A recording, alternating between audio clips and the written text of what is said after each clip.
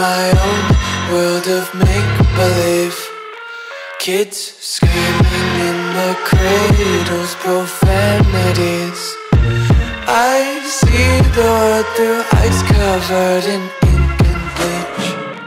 Cross out the ones who heard my cries and watched me weep. I love everything. Fire spreading all around my room. My world's so bright, it's hard to breathe, but that's alright. Hush.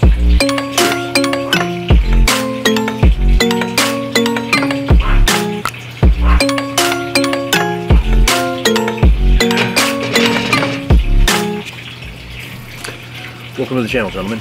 What is up, guys? MACABESPEED coming at ya. Great follow-up episode today on the M50 pistol that we saw giving us that barrel issue in yesterday's episode. Initially, I'd gone ahead and gotten the information on how to go ahead and potentially rectify this issue from Lucky 7 Air Ammo. They are the very first people that I know that put tool to barrel and actually got this thing to run as smooth as silk with my old M50. Now, I'll be completely honest with you guys, he gave me a very well thought out, drawn out, and time-intensive process on how to go ahead and really lap that barrel in smoothly and cleanly with a dowel and some sandpaper. I'm not that guy, right? I could be given good advice, but you know, I'm still gonna be MACABESPEED at the end of the day. So what I did was found a small stone that fits my Dremel and dremeled out the lead-in where the barrel meets the breech. It worked like gangbusters. It took literally no time. I had to fall on my face a couple of times with a few failed attempts on how to get this thing lapped correctly, but once I figured it out and made the move to the right tool, I felt like I couldn't not share this information with you, seeing how well it ended up working. Anybody can perform this barrel lapping at home with almost no tools except for a Dremel and some really cheap rotary stones.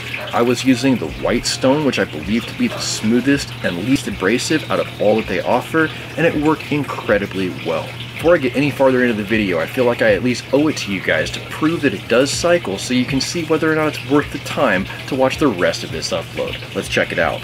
Got 2 slugs in this magazine. 2 slugs, right? It's like 6:45 in the morning, so I'm not shooting this thing in my backyard, but I've got my ramrod to go ahead and clear it, and we'll cycle a couple of rounds so you can just see that it works. That's right, you have to have it on fire to go ahead and cock this guy.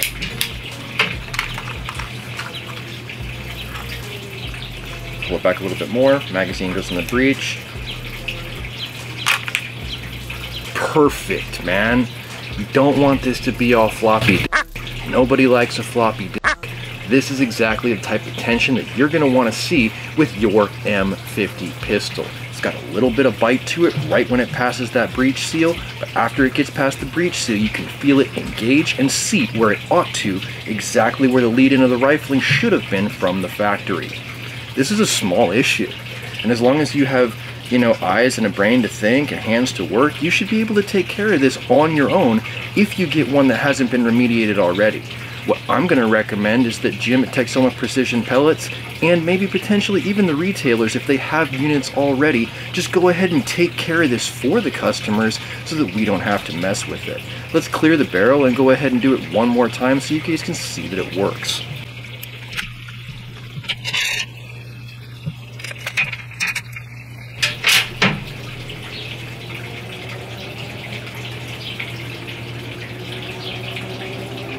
No fake news. That's significantly better than we saw it run yesterday.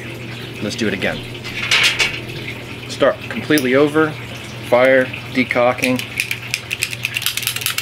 decock the rifle, pistol in this case, back on safe, weapon is clear, weapon is safe. Next, move. Magazine has 1 seed left in the rotational assembly here. Go ahead and open this beast up.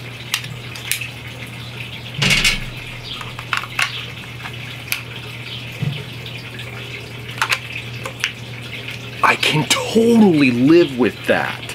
100% equal in my mind to the force of a Crossman 1322. this is great for me. If you guys are some OG air gunners and you like those old Crossman Clapmasters, then you know what type of engagement I'm talking about when that brass bolt met that barrel at that breech seal. It was a good feeling on those Crossmans, and honestly, I'm getting the same type of good lockup with this pistol now.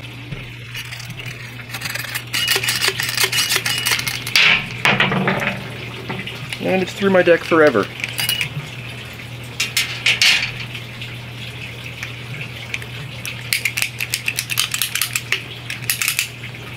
Clear and safe. I feel like this one's gonna run good. Roll the tape on how we got here.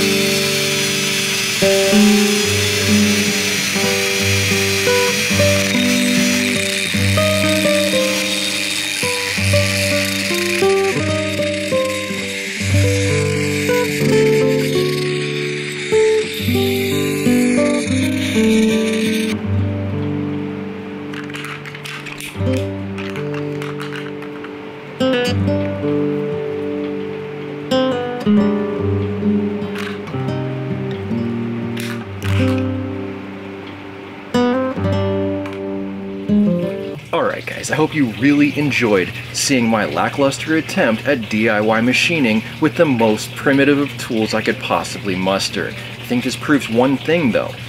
Any idiot with any tools effectively can get this done with this guide. I think it's going to be a great place to go ahead and end this episode. If you like this episode, give it a thumbs up. If you want to see more content like this, make sure you subscribe for more with that notifications button so you can stay current on the channel as well as when new videos come out. If you really like this video and you enjoy seeing this platform, make sure you share it so that somebody else can see it. And I'll catch you boys in the next one.